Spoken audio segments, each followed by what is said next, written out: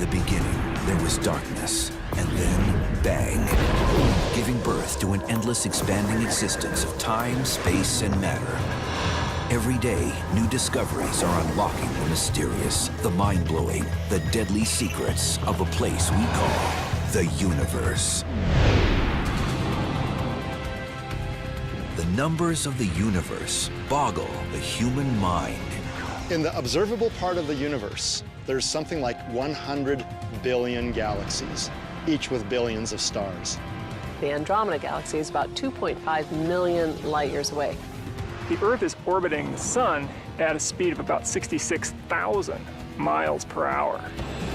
Most of us give up even trying to comprehend such titanic sizes, distances, and speeds. But are there ways to bring the sweep of the cosmos down to Earth?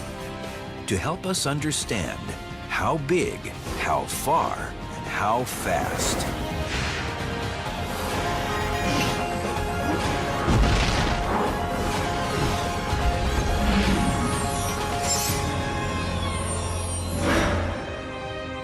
Planet Earth, for all its wide expanses, deep seas, and massive mountains, amounts to a speck of dust when stacked up against the immensity of the cosmos.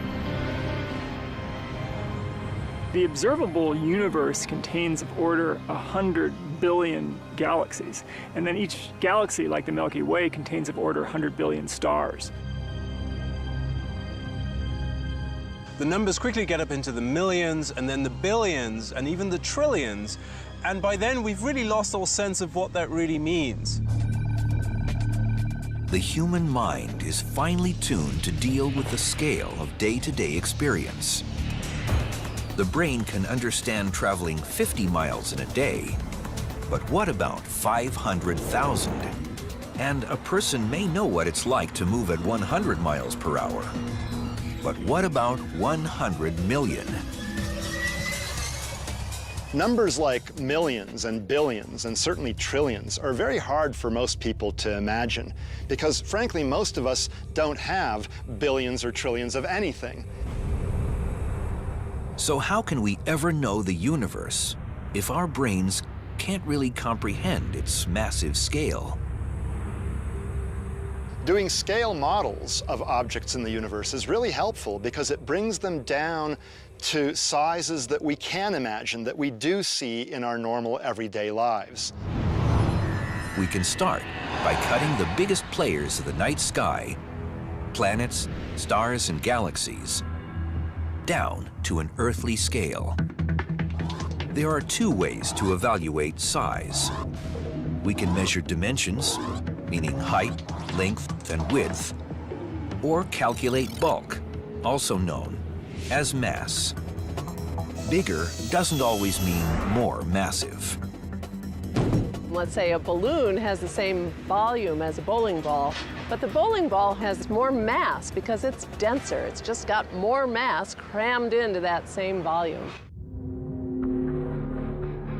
To help get a grasp on some of the immense masses floating around our universe, astronomer Laura Danley visits a monster truck rally,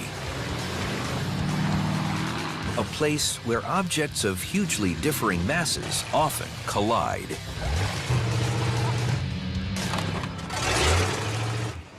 We've got everything from a small toy truck to the giant monster truck.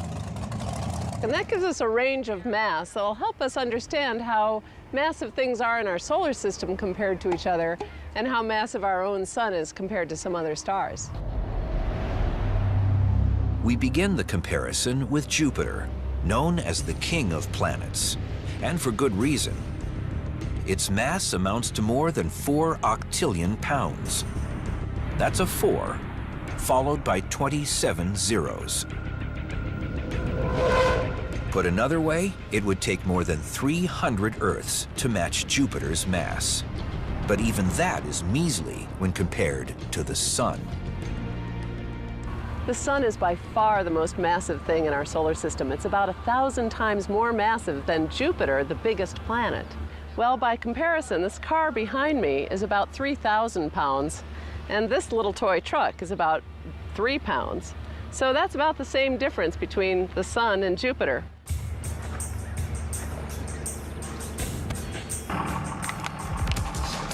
It's a crushing difference, as 3,000 pounds make perfectly clear. But remember, this is a monster truck rally, and the junk car representing our Sun may regret picking on little Jupiter. The Sun is the most massive object in our solar system, but it's not the most massive star in the galaxy. There are a lot of stars more massive than the Sun. To envision the disparity between the Sun and a more massive star, let's keep the 3,000-pound junk car as the Sun and put it up against a 10,000-pound monster truck, representing a star some 75 light-years away. The difference between the monster truck and the car is about the same difference as a star called Regulus, the bright star right in the middle of Leo, about 3.5 times as massive as our Sun. 3 times more massive may not seem like much, but don't forget, we're now pitting galactic giants against each other.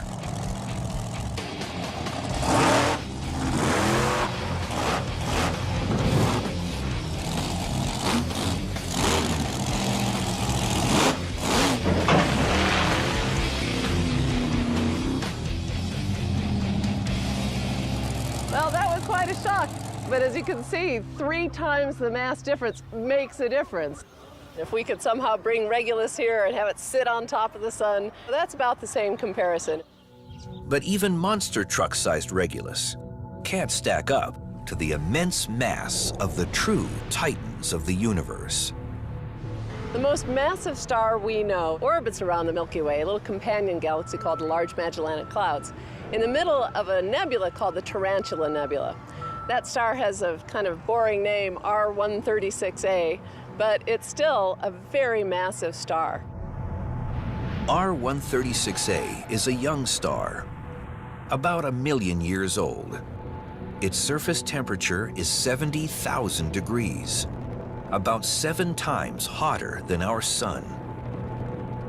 Before 2010, stars were thought to form no bigger than 150 times the mass of the Sun. But new discoveries have doubled that limit. We think R136a is probably about 250, maybe as much as 300 times the mass of our Sun. To represent this massive star, you need a truly monstrous truck. This monster is 100 times heavier. But extreme mass also comes in small packages, where density takes the force of gravity into radical territory. The greatest massive bang for the buck we can see in the universe comes from a stellar object known as a neutron star. A neutron star is the leftover core of a supernova explosion, with its mass packed astoundingly tight. It's got 1.5 times all of the mass of our Sun crammed into a volume about 10 miles across. If you crammed one monster truck down into the size of a sugar cube, that would not be anywhere close to as dense as a neutron star. I'd need 10 million monster trucks crashed down into the size of a sugar cube. Stack these 10 million monster truck sugar cubes 10 miles high and wide, and you've got yourself a neutron star. Neutron stars are just bizarrely extreme objects. If you were to try to land on a neutron star, it would be absolutely impossible, because you would find that on the neutron star, you weigh about 5 billion times more than you do here on Earth. But mass isn't everything when it comes to finding out just how big the biggest stars can be. The universe is also filled with titans that take up unimaginable amounts of space. Some of the tiny pinpricks of light we see from Earth are actually stars big enough to swallow our entire solar system. Can the human mind even comprehend the largest star in the galaxy.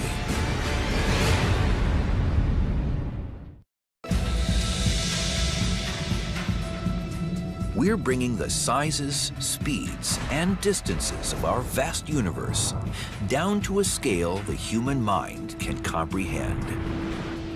The biggest thing in our solar system by far is the sun.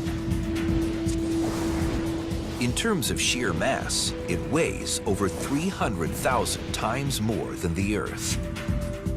But in terms of volume, it's also the solar system's physically largest object at 870,000 miles across. So the sun is really big compared to the Earth. It's 109 times as wide as the Earth. That actually means that over 1 million Earths could fit inside the volume of the sun. It's really big.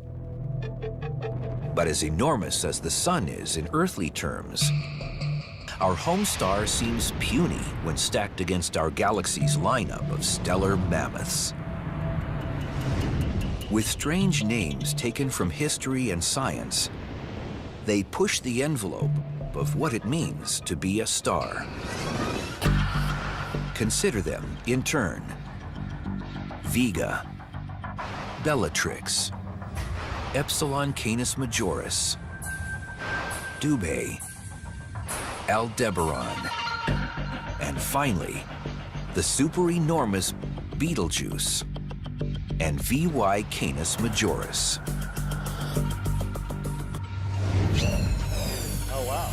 Astronomer Alex Filipenko attempts to bring them down to Earth in an airplane hangar. We're here in this airport hangar today in order to try to illustrate the relative sizes of stars, in particular big stars. We're going to inflate some balloons and even some really big weather balloons and show them in comparison with the sun, which we've scaled down to the size of a bowling ball. The bowling ball sun is 8.5 inches across, which would make the Earth no bigger than a tiny bead. My two assistants are balloon experts. They know how to inflate balloons with helium and tie them off, and they know how much to inflate them. So they're going to inflate these different balloons to different sizes. Inflating the balloons will take us on a scaled-down tour of the sun's big, bigger, and biggest brothers.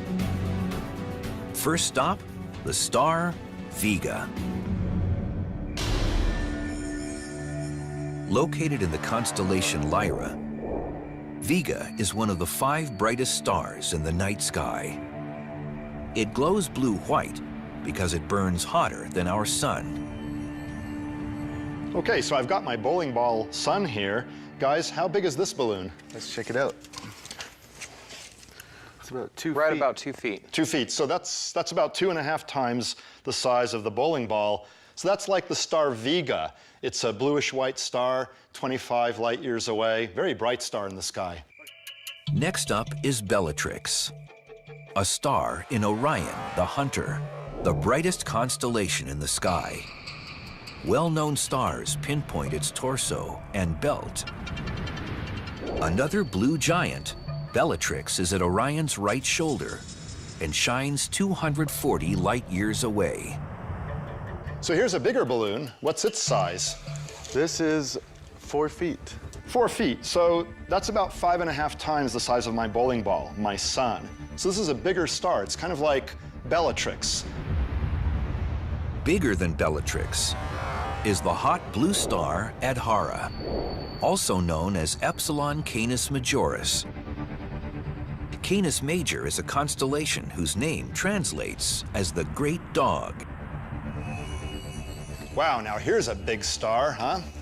This one is 12 feet. This thing is 17 times wider than the sun. That's kind of like the star Epsilon Canis Majoris in the constellation Canis Major. That's the same constellation that Sirius is in. Sirius is the brightest star in the sky, but Epsilon Canis Majoris is 430 light years away. If it were at the same distance as Sirius, it would appear 15 times brighter. Almost twice as big as Epsilon Canis Majoris is Dubhe, a giant star on the lip of the Big Dipper, 120 light years away. Wow, cool. Well, here I see an even bigger balloon. What's its diameter? Let's see, 21 feet. 21 feet, so that's about 30 of my bowling ball suns. In fact, that's about the size of the star Dubhe. That star Dubhe is different from the others that we've seen. It's what's called a red giant. It's got kind of an orange color. It's cooler than the blue-white ones that we've seen previously. Amazingly, stars come in larger sizes still. And even an airplane hangar isn't big enough to contain them. Here's where we have to place Aldebaran, a monster star known since ancient times and once thought to be a sign of riches and honor. This balloon is about 32 feet across. Now that's roughly 45 times bigger than this bowling ball, which represents our sun. Now this balloon then is about the size of the star Aldebaran, a red giant in Taurus the Bull. It's about 65 light years away, and its true color is roughly orange. Now even the biggest balloons fall short in representing the size of the galaxy's biggest stars. Betelgeuse, for instance, is another star in Orion. 650 light years away, it is 1,000 times the size of the sun. Betelgeuse is so large that its radius would extend roughly to the orbit of Jupiter. So if Betelgeuse was actually in the solar system, then all the 8 planets would be completely either destroyed or totally too hot to be habitable. But the largest known star is a beast by the name of VY Canis Majoris. By some estimates, it extends to 2,000 times the diameter of our sun. That is a truly gargantuan star. If there were a commercial airplane flying just outside VY Canis Majoris, it would take it about 1,200 years to fully circle it. Any object on this enormous scale seems truly alien to the human mind, an intimidating answer to the how big question about the universe. No less discomforting is how far, because distances between planets, stars, and galaxies stretch beyond all human experience. So a really great way of bringing it home is to scale everything down to a more human scale. We're better at understanding the relative sizes of things than abstract, absolute numbers. Take the moon. It lies a little less than 250,000 miles from Earth. You might think this isn't all that far. Well, think again. Imagine if I shrunk the Earth down to about the size of a basketball.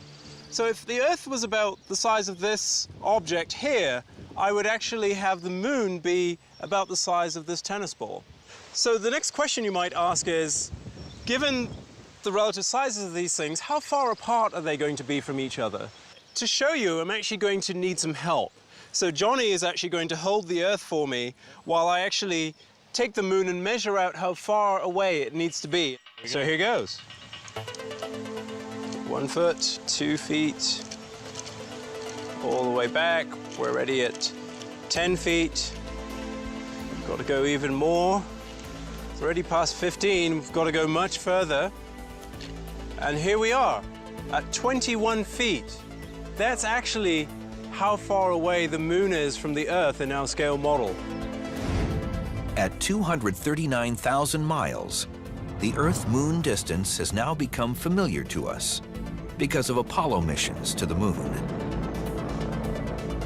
This is one of the few astronomical spans we can readily understand. In 6 manned moon landings, we learned that the travel time was a little more than 3 days. And the lunar commute has become a part of our collective knowledge. Engine stop. Okay, Houston, the Challenger has landed. But beyond the moon, the solar system extends to distances so vast. Again, our limited minds aren't really up to the task. But what would happen if we literally brought all the planets down to Earth?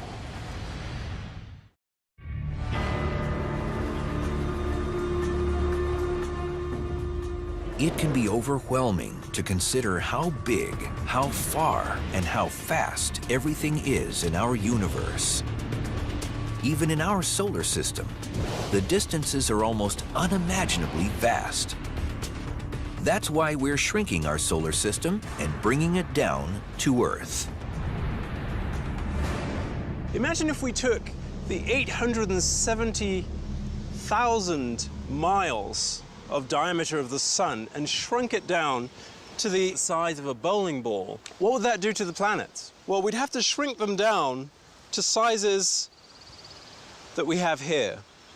So we have the 8 planets of the solar system lined out, starting with Mercury all the way out to Neptune. So in this scale model, our Earth, our home, is this tiny little bead, while the sun is this bowling ball.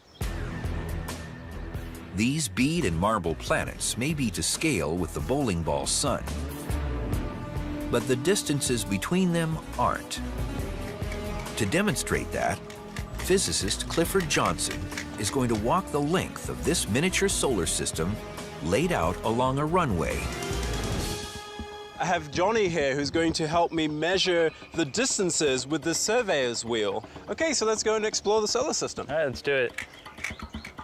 Each foot in this scaled-down solar system represents 1 million miles in the distances between the planets. And here we are at Mercury. And that's 36 feet. In reality, it's actually about 36 million miles away from the sun. It's amazing just how far this very first planet of the solar system is from the sun. So now let's go on to the second planet. There we go.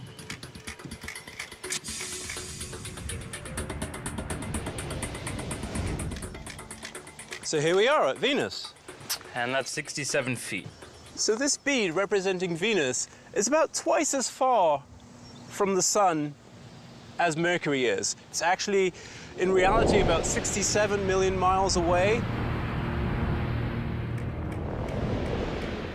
And here we are at the Earth. And that's 93 feet.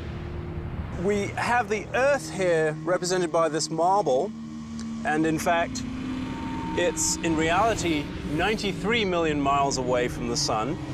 The way the bowling ball looks in terms of the size from here is about the size the sun appears in our sky. We have this blue bead representing the Earth, and about 2.5 inches away we have a much smaller bead representing the moon. Remember that on a different scale, with Earth the size of a basketball, the moon was 21 feet away.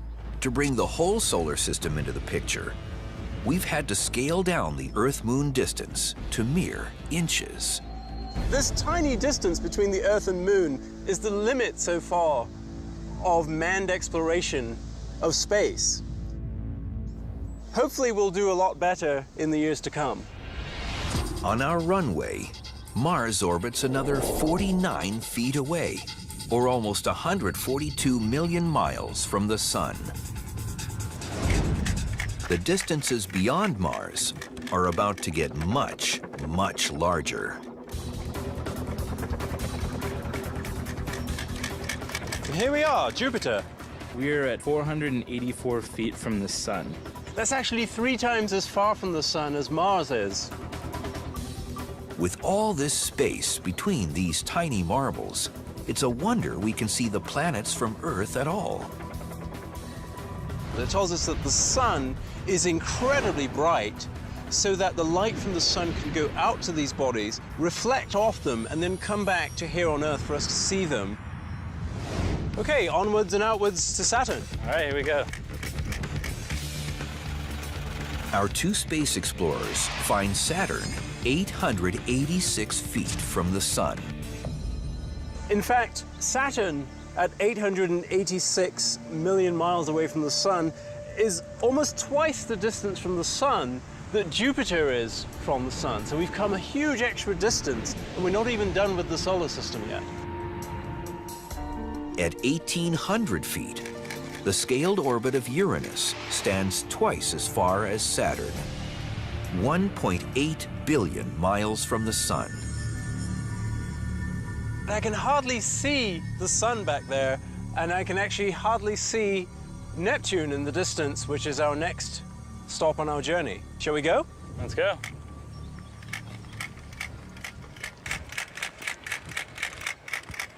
Geez, that's far. Yep.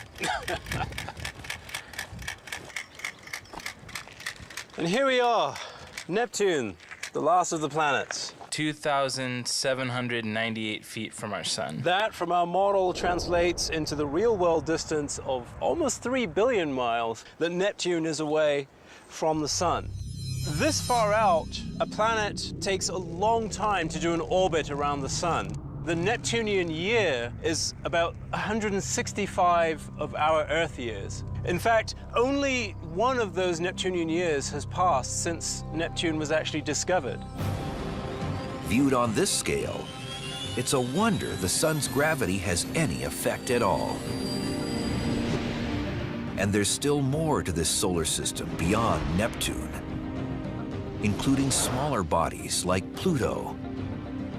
And then, nearly a light year away, clouds of dark, icy comets. If the space between the planets in our solar system strains human comprehension, then the vast distances between stars and galaxies totally overwhelms it. That astronomers even know how far away stars are is a mystery to Nora from Brooklyn, New York, who wants to ask the universe, how do we measure distance to stars and galaxies? Nora, that's actually a pretty complex question. For the most nearby stars, we look at how their positions in the sky change with time as Earth orbits the sun. For more distant stars, or stars in other galaxies, we measure how bright they appear to be, compare that with their known power, and thus determine their distance. They are distances so immense that how big and how far are questions to challenge anyone's power of comprehension. But the magnitudes of the universe also extend to speed. What scientists have discovered is that the universe is a super-velocity racetrack where even giant planets move faster than speeding bullets. We've seen how big and how far things are in space. Now we're going to see how fast.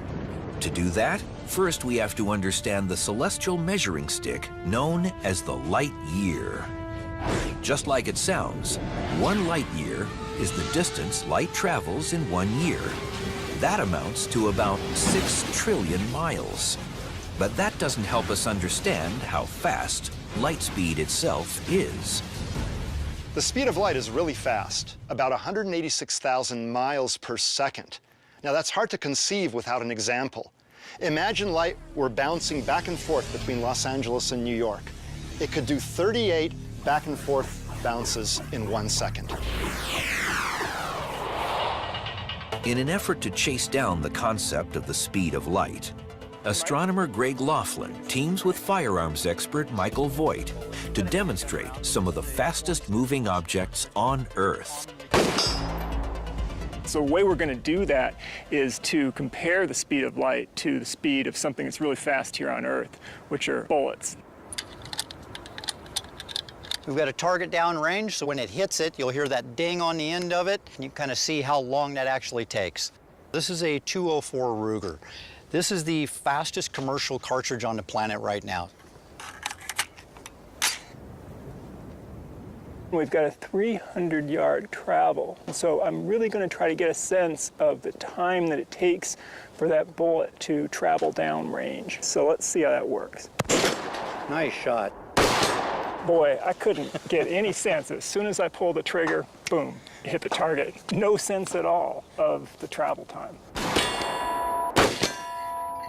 Because it's so difficult for the human senses to perceive the speed of these bullets, Mike sets up a highly accurate timing device known as a chronograph. So this is the unit that the timer's actually in. Inside, it's got a clock. Okay, it looks like the chronograph's ready here. All right. Let's put a couple rounds through here and we'll see how fast this ammo goes.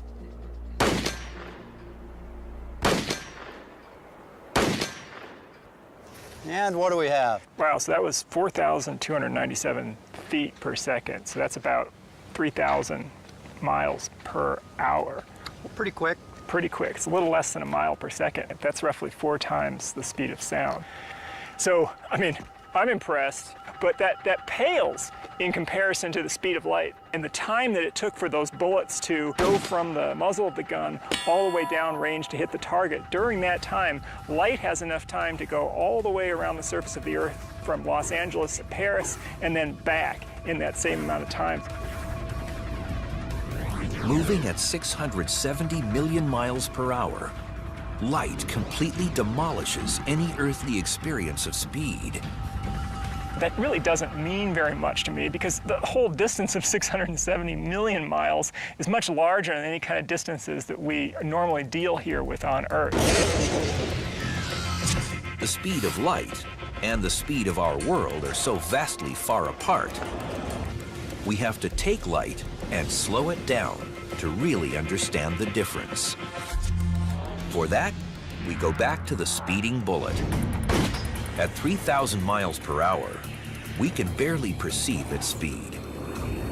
If light moved no faster than a speeding bullet, what would happen to the world around us if we slowed it down by the same amount? For example, a commercial jet travels roughly 600 miles an hour. So, assuming the bullet represents the speed of light, how slow would the jet look? At the scale where the speed of light is 3,000 miles per hour, then that commercial jet is crawling along so that it would take an entire minute to travel 3 inches. An F-15 can reach Mach 2.5. That's over 1,500 miles per hour. But on this slow light scale, an F-15 needs a full minute to move 7 inches. And what about speeding bullets themselves? How slow do they look on this slow light scale? If we go up to those high-speed rifle bolts, then they're making it just a little bit more than a foot, about 13 inches over the course of 1 minute at the scale where the 3,000 miles per hour is the actual speed of light. In the real world, a snail moves more than twice as fast. As it turns out, much of the cosmos is zipping around at speeds we can't really comprehend. Motion is actually the normal state of affairs in the universe. We may think we're standing still, and we are relative to the ground, but Earth is orbiting the sun is orbiting around the center of our galaxy is orbiting around in our local group of galaxies. And all of these objects are moving at very high speeds. The Earth is orbiting the sun at a speed of about 66,000 miles per hour. That's enough to take you around the Earth more than twice in a single hour. Our sun is rushing around the Milky Way center at 483,000 miles per hour. And the Milky Way itself is flying through space at 1.3 million miles per hour. But the speed of light is still over 600 times faster. The simple fact remains, we live in slow motion compared to the nature of the cosmos. Modern technology doesn't travel anywhere near the speed of light. If we travel, say, at commercial jet speed, which is 1 million times slower than the speed of light, then it's going to take us of order 4 million years to traverse that distance to the closest stars to the sun. If it takes more years to reach the nearest star than the human race has existed, how can any person ever really understand the size of our own galaxy?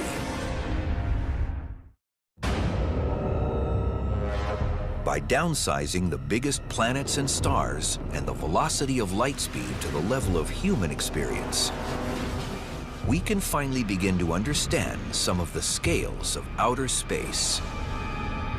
But is there a way to do the same for the distances between the stars? Distances that utterly dwarf the human imagination? Although scientists measure the enormous distance between stars in light years, those numbers barely help us grasp the expansive nature of the galactic landscape. So let's shrink everything down to a scale where 1 light year equals 1 mile. On that scale, our sun shrinks down to the size of a sand grain. We've calculated just how many sand grains, or how many stars, would fill our own Milky Way galaxy. And the number of stars in the Milky Way is about the same as the number of sand grains in this chest. If you're counting, that's more than 100 billion stars. If 1 light year equals 1 mile, where is the nearest star? From the vantage point of the Griffith Observatory in Los Angeles, where astronomer Laura Danley works, the nearest sand grain would end up in Hollywood, 4 miles away. To help pinpoint sand grains positioned 4 miles apart in a dense city, we'll use mirrors to flash sunlight back and forth between them. So Aaron and Johnny have mirrors, and they're going to reflect sunlight to help us see just how far away it is to the nearest star. So I need to get a few stars to take off to Hollywood with me. That should do. So Stan, Aaron, are you ready? You're going to be the sun staying here at Griffith Observatory. Johnny and I are headed out to Hollywood. You all set? Let's do it. All right, let's go. The nearest celestial neighbor to our sun isn't a single star, but rather a grouping of 3. 2 of them, Alpha Centauri A and B, orbit each other and are about the same size as our sun. The third, Proxima Centauri, is a red dwarf star, dim and only about 10% as massive as its siblings.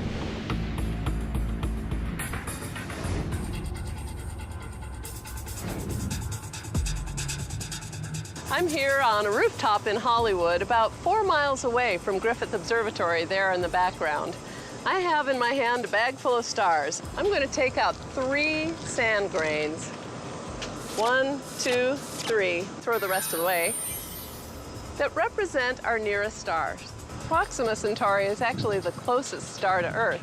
And on the scale of this analogy, it's about 70 feet behind me. So we'll just toss Proxima Centauri to its proper place. Alpha Centauri A and Alpha Centauri B on this scale might be about 2 feet apart, while our sun is 4 miles away at Griffith Observatory. From here, the sand grain representing our sun will be impossible to spot. This is where the mirrors come in. Here we are at Alpha Centauri, but now we have to find our own sun. Let's see if we can't get them to show us the sun. Hello, Stan. Hey, Stan. We can't see the sun. You want to send us a little sunlight our way? Okay, sun's coming your way. Can't see it yet. There. That was a good one. Yeah, nice and bright. Wow, look at that. That's incredible. Okay, Stan, we're going to show you the light of Alpha Centauri now. Yes, there it is. Yep, you saw it. They got it. Awesome. He sees Alpha Centauri. In our region of the Milky Way galaxy, the typical distance between stars ranges from 3 to 5 light years. With stars the size of sand grains, we could fit about 20 in a city like Los Angeles. But if more stars crowded any closer to Earth, our cosmic neighborhood would become hazardous to life as we know it. There's supernova going off, which would really cook the atmosphere. And if another star were to pass too close to the sun, then the planetary orbits would be badly perturbed. Planets could even be lost from the sun and sent out into interstellar space. It's really true that if we didn't have these vast amounts of real estate between the stars, we likely wouldn't even be here. Cutting down the distance light travels in a year helps put stars in a clearer context. But can we do the same to grapple with the practically infinite dimensions of the universe itself? The Milky Way spans 100,000 light years across, and the next galaxy over is really, really far away. The distance to the nearest galaxy like our own, the nearest spiral galaxy, the Andromeda galaxy, is about 2.5 million light years away. That's about almost 25 times the size of the Milky Way itself. So if you lined up 25 Milky Ways end on end, that would stretch to the Andromeda galaxy. It might be clearer to scale things down some more and imagine galaxies as urban centers spread out across the United States. Sometimes galaxies are referred to as star cities, and that's a pretty good analogy.